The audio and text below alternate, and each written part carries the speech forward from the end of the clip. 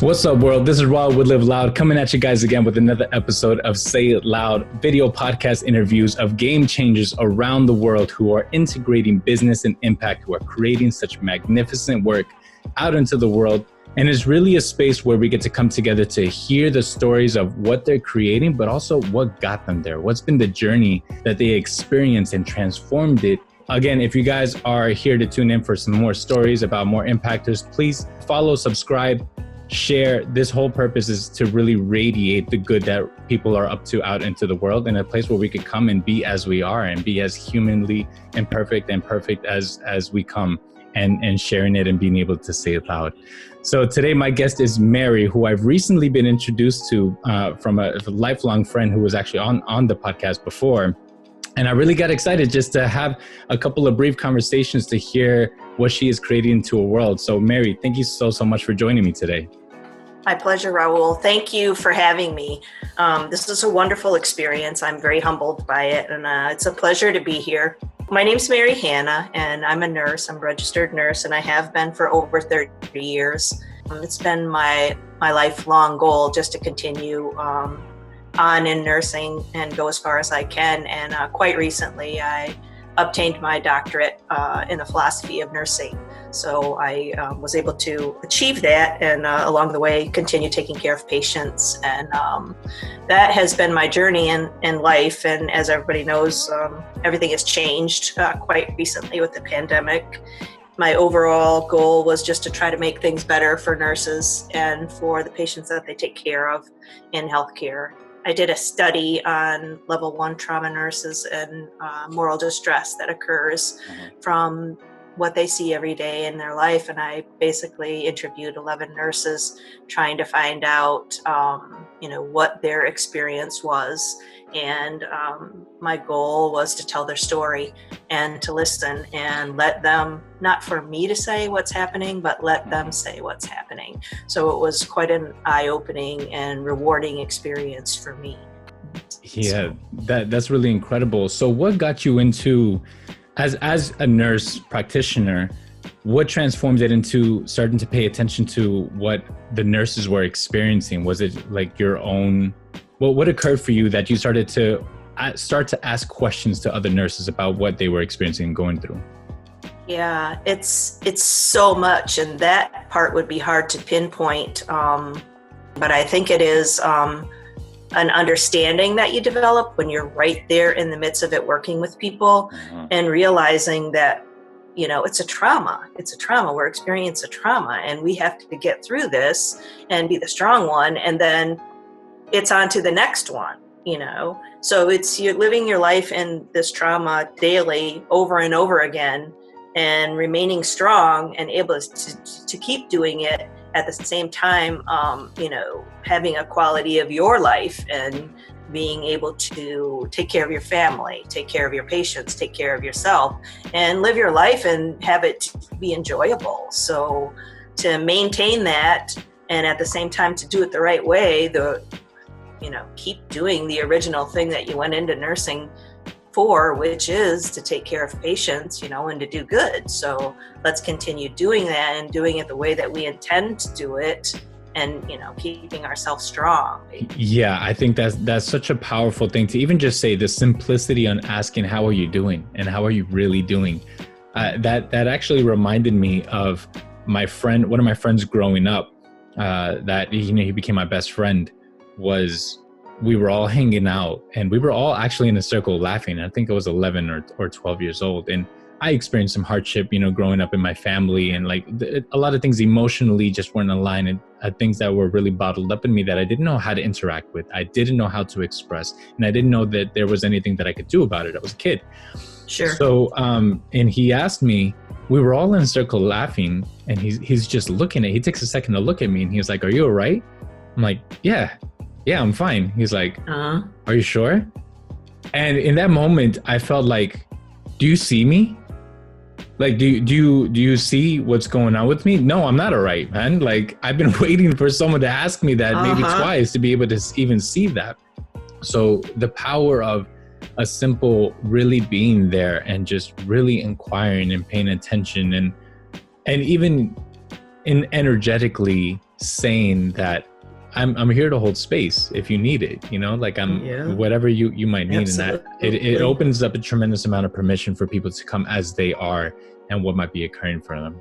So as far as interacting with PTSD, having the empathy side of knowing to ask, how are you? Was that something that you saw? Was that something that you lacked? What is it that had you be with people that you wanted to be that much more conscientious with them and create space for them? So I've always in my life been told I'm a good listener. I kind of just have a natural way with that sort of the population who are very vulnerable, and I don't think they always have that experience with people.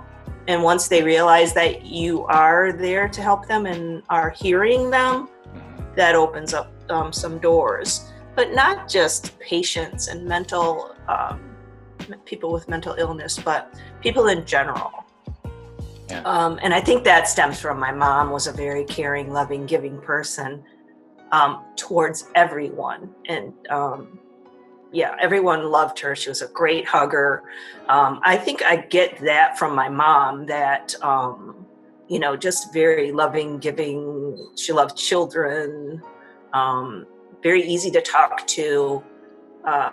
But I think that's part of it. And I really seriously, like, that's a part of me. Like, as far as nursing goes, for me to help people and that reward of being able to give them something and then the appreciation that they have for it, that's super power up for me.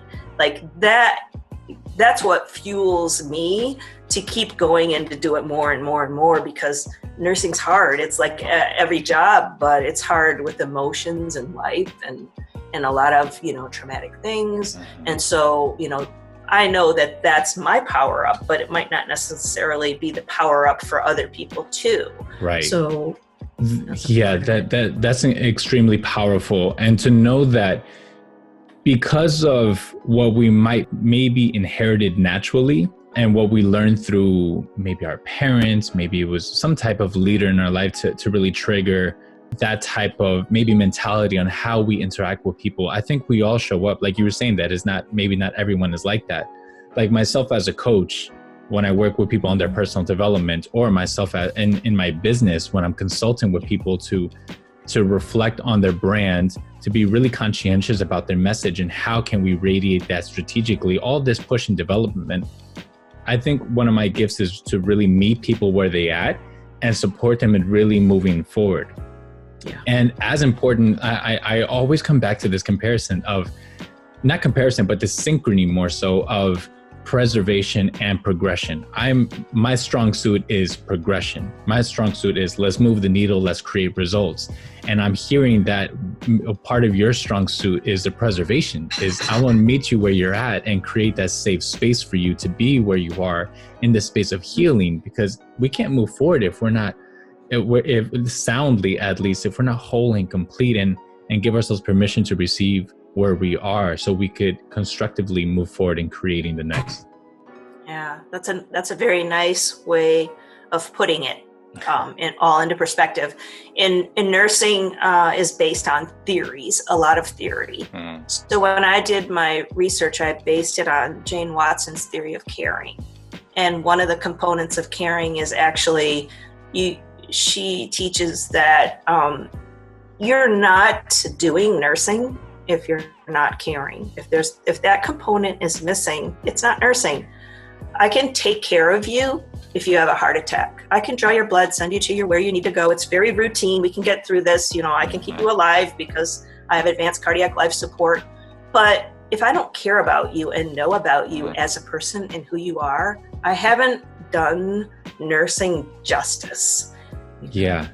I think that's incredibly powerful, just because it's a reminder that regardless of what field we are in or what services we're providing or what job we're doing, that we could still integrate the human element of it, and that how does it relate on a human aspect in our relationship with ourselves? Can we do something mechanical? I think, again, this is another thing that I love diving into my guests with.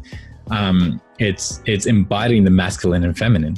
it's embodying the both sides of the spectrum, where we could be something more cranial and something more heartbound, and having that synchrony of both, because there's some things that were designed to be in the masculine as far as function. Sure. But to integrate the feminine, or the things that were made feminine and to integrate the masculine, becomes a harmony and synchrony that really it gets inclusive with both sides of what we've been speaking of. So I think that's really powerful. That's a wonderful message, and that's a great way of saying it. As people, we don't have to stand divided. We can appreciate each other for, my God, we're as different as snowflakes. Like, you have this quality that no one else has, and to be able to identify an individual as unique and beautiful in their own way, that's magic. I love that. So Mary, where did this all come from? Let's get into your story about the experiences in your life, or the experience, whichever, that had created the elements or the fuel for you to create and practice what you're doing now. Where did this all stem from? Because I know you touched on it before when you're saying that you learned from your mother and her being really giving. So what else is your story about? What generated you to be here now? Yeah, my parents were as different as night and day. My mom was the giver, the lover, the nurturer, and my dad was the patriarch. And he was the one that said, what he says goes, and it's because I said so, and there's no further discussion. Pretty much that's the way he ruled the roost. And I understand now as an adult that was necessary, because we grew up in a rural area in Michigan. My dad was a welder, my mom was a baker and a homemaker. And we had 6 children. I was the middle girl out of all 6 children. So my place in line was the peacekeeper. Like, I wanted to make everything, everybody okay. Like, can we fix this? Like, nobody's, you're not happy here? Like, oh, how can I fix this? Like, That's the way my mind works. And there is something scientific about the order and all of those family dynamics and stuff. But my dad was that way, and we had a good life. Like, my dad was a baseball coach. He taught every single team. He played with us. Like, don't get me wrong, he was a hunter, a fisher. We did all those things. My older brother, he taught everything. So as he could teach the others, but that never really happened. And I was a girl anyway, so I was a bit of a tomboy. But, we didn't know that we didn't have as much as other people. We were, we went to church every Sunday. We were a Catholic family, went to Catholic school. So we had that, God belief of religion instilled in us. But as I got a little bit older, when I was in my 20s, my dad committed suicide. And it's still shocking. I never really saw that coming. And I can remember talking to him on the phone a week before it happened. And I was in Florida at the time, and I was excited because they were fishing off the pier for sharks.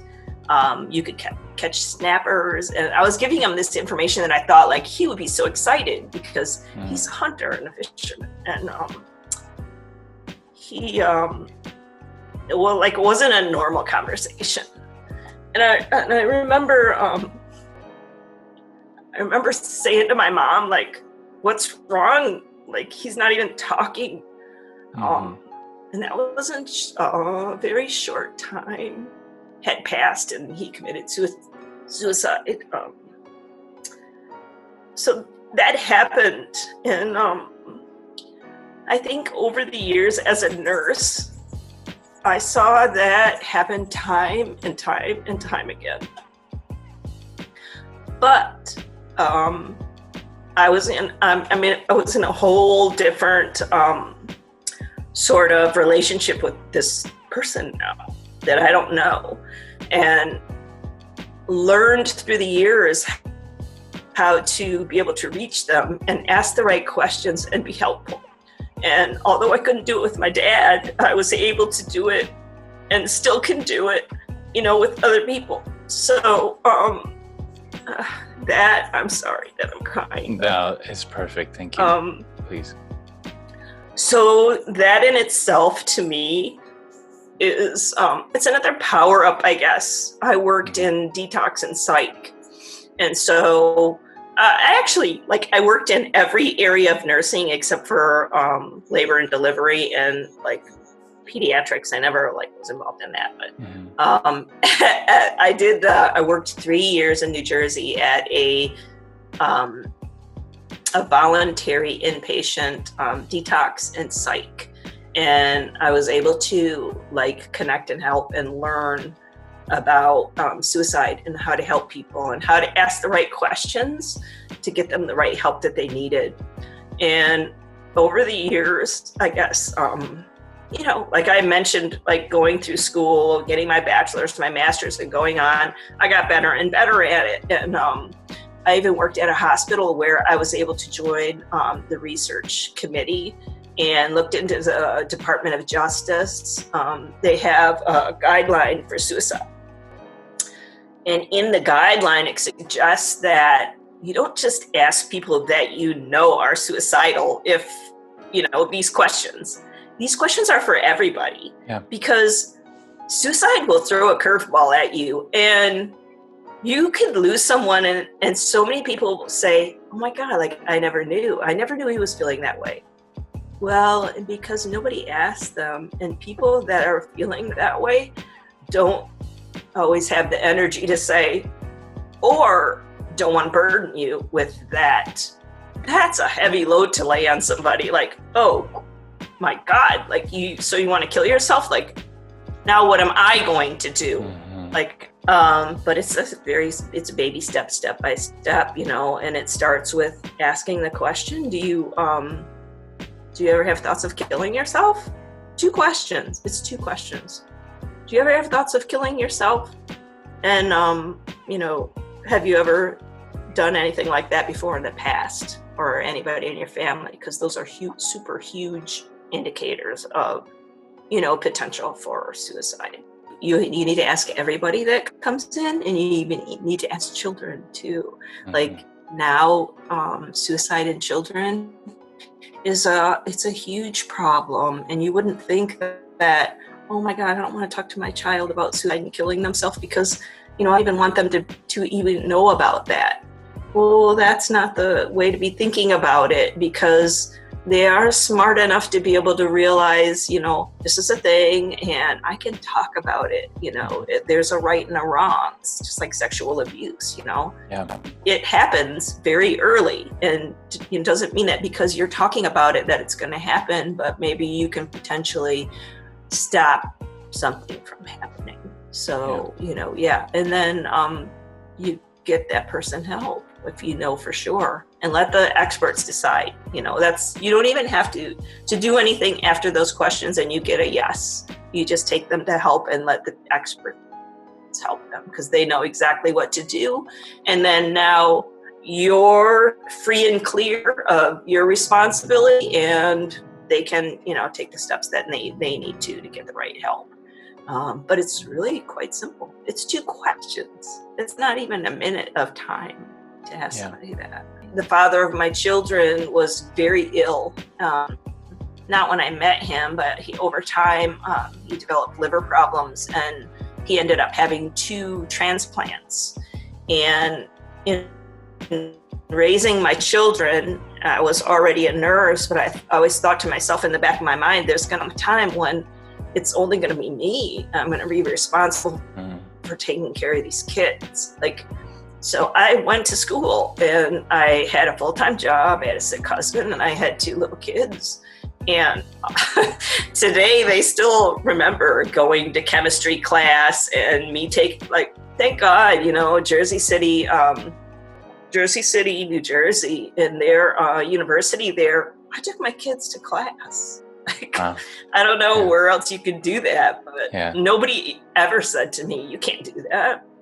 They were very well behaved and still remember things to this day, but you don't realize when you're going through difficult times that, wow, people, if you tell them the story, it's wow, how did you do that?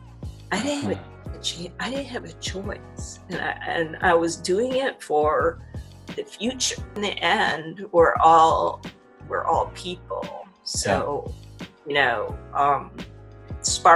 igniting that flame about what's special about you and what's unique, and allowing that person to be the person that they are. And somebody's got to fuel the flames, Right. And when you find that person that encourages you and doesn't discourage you, go with that and surround yourself with those positive people, because those are the people that are going to inspire you to keep being that best unique person that you are. Yes. And if you're in a relationship or a family circle or a friend circle where people tell you, oh, don't do that, or they all want you to be, alike or the same, that's not a nurturing environment that anybody should be in. Be yourself, be who you are. Yeah. First, there's so many things that I want to touch on that point. And first off, I want to say thank you so much for your story and your vulnerability.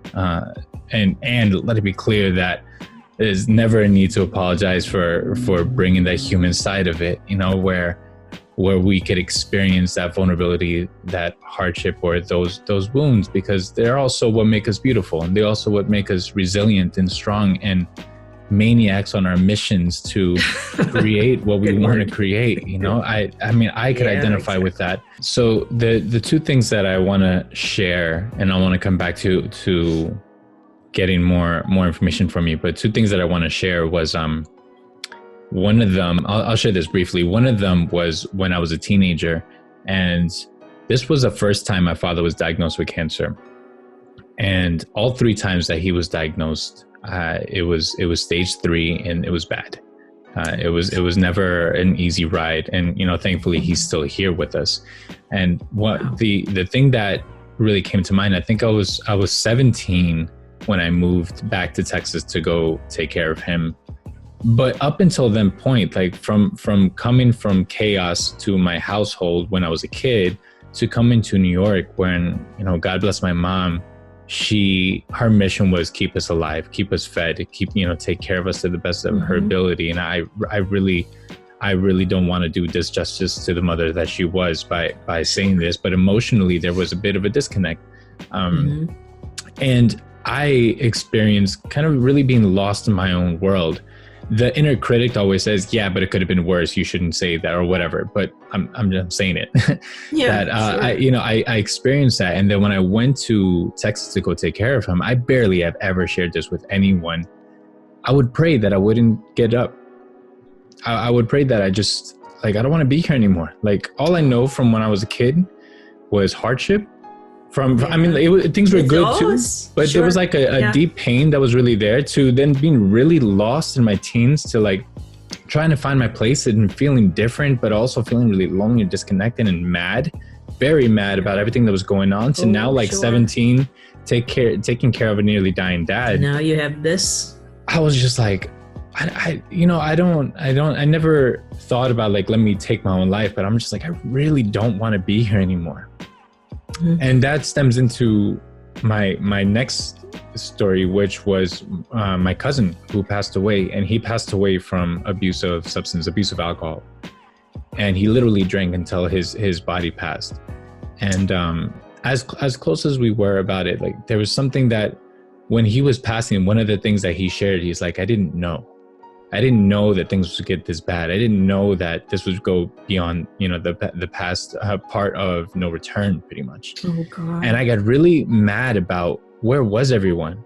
Where was I? Where was that? So why did he not know? Yeah. Why didn't I know more? I didn't know about AA. I didn't know about transformational work, mindset, consciousness, meditation, anything. I didn't know about that stuff. So I got really mad at the world for what they're doing. So what you're sharing right now, it's really so perfect, because he's part of my fuel on why I do what I do. My business is called LiveLOUD, because I want the I want the good in the world to be as loud as possible, so it could reach those people who are not picking up the phone and saying, hey, I don't want to be here anymore.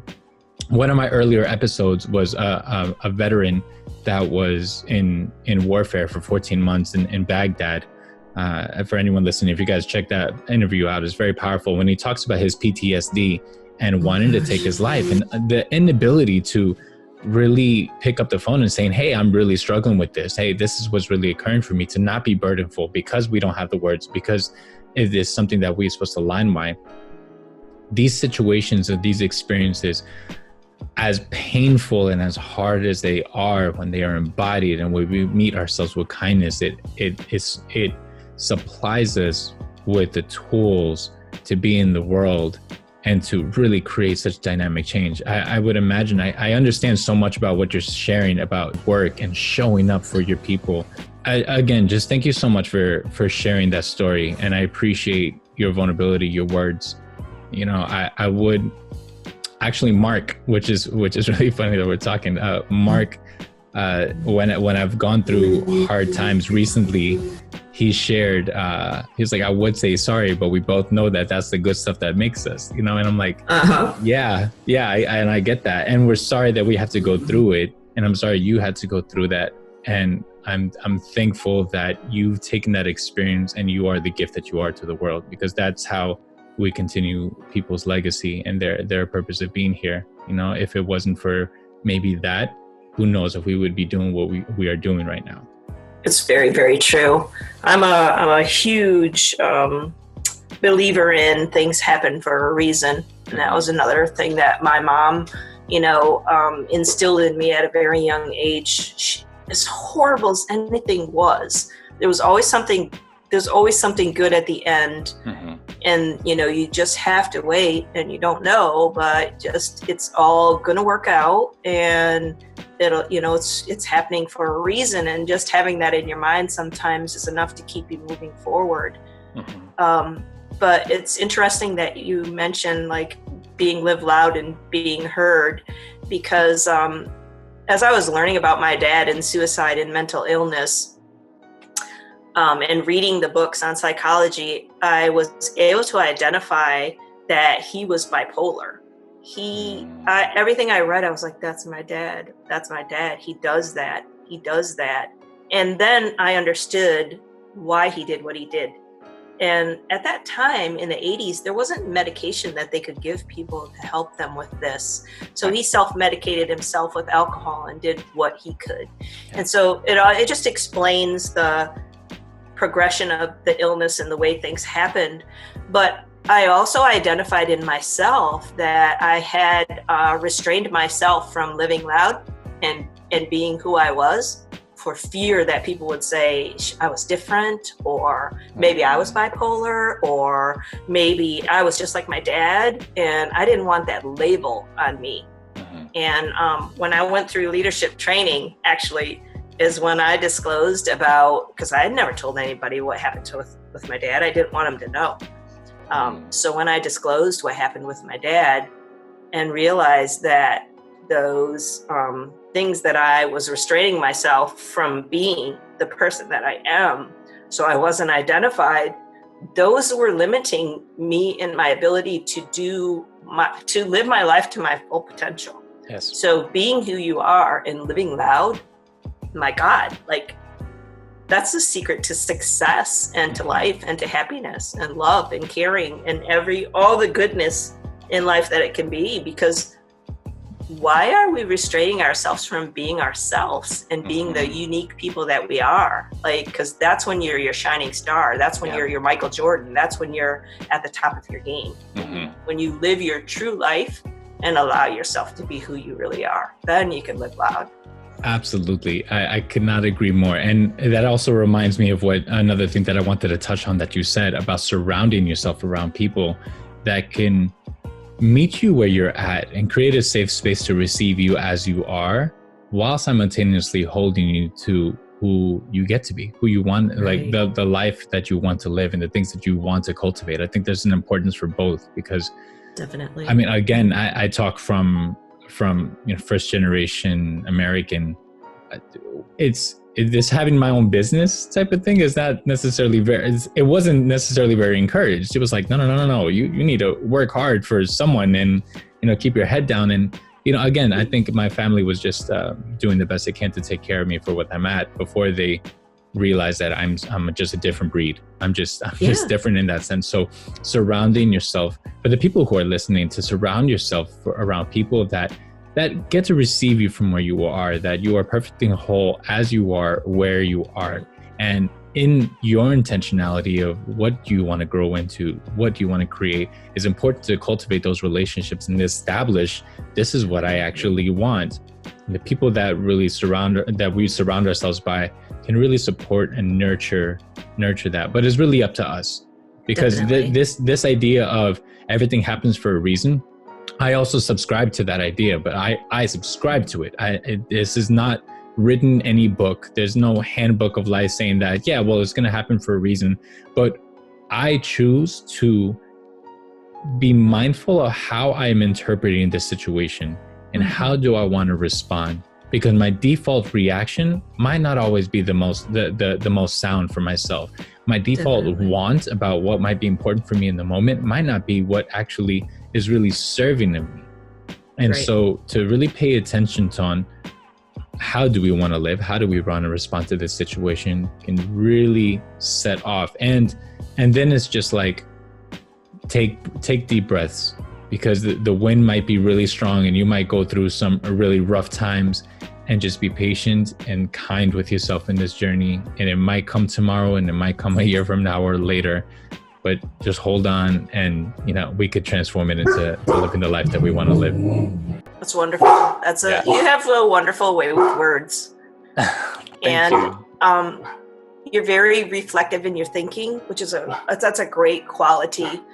When you're able to do that, I think that's maturity. It's very philosophical also to think about and question the reality of your life and the life that you're living, and the person that you are. So it's very profound. I really appreciate you for your perspective in that way. It's a unique quality in that you can be encouraging and motivating and very helpful to people in living their true lives. So, yeah. Thank you so much. I really appreciate that. So Mary, thank you so much for coming on today and sharing this. I've been looking forward to this. We were having some technical, for the people listening, we had some technical difficulties like a week and a half ago trying to get on. It was not working, and with divine timing, because we are here now, and we get to celebrate your story. And it's such an honor to hear about you, to get to know you in this level, and to be able to share your story. And again, this goes for the listeners. For Say It Loud is all about creating interviews with people who are creating an impact in their world through their services, through their craft, through their job, but really celebrating the journey that took them here. Whatever it is that we might be experiencing, we could transform it into what we want to see into the world. And though it might have come through hardship, that we could take that hardship and it could be someone else's gift. So again, Mary, thank you so much for your story and sharing. Thank you for having me. Absolutely. All right, guys. My pleasure. It's really been amazing. Real quick, before we leave off on that, for the people that might be home, that might be relative to this topic in any way that you see fit, what would be your message to people based on your expertise, based on your studies? What would you say to a message out? There's always a crisis hotline available 24 hours a day, 7 days a week. If you're having those feelings and you want to talk to somebody, there's very experienced people that can help you. Just a quick Google search of suicide hotline. That's a 1-800 number. Thank you so much. Yes. All right, guys, we'll be plugging that into this video as well. I think it's something really important to speak about. Is there a place where people can follow you, can see your work? I'm not sure if you're going to write a book one day that people can see that. Well, from here on in, part of my process is to write more articles and create some sort of I don't have a place right now. No, like I'm on Facebook, Mary and Hanna. Anybody that ever wanted to talk about anything about suicide or had any questions, I'd be more than happy to, speak to them or talk to them about it or encourage them in any sort of way. I would just love to help anybody that needed it or was looking for information about a family member or just curious in general. Yeah. Sounds fantastic. All right. Yeah, I'm gonna plug in that information below. So if you guys feel called to, if there's something inkling, I urge you, if there's something inside of you that is brewing that that you might necessarily consider it, it might be for a reason. Don't hesitate, reach out, connect with people into the world, that especially those who are offering their expertise, offering their services, and create that space. And go with your intuition. I just want to add that, don't have those regrets later and, oh, I should have done this, I should have done that. If it pops into your head that something's not right, ask about it. Just ask. Absolutely. All right, guys. So please check that out. I'm going to be plugging in information here. Make sure to follow LiveLOUD. Stay tuned to more episodes of Say It Loud, where we get to hear about more incredible people. Sending lots of love. Until next time. Thank you. Take care.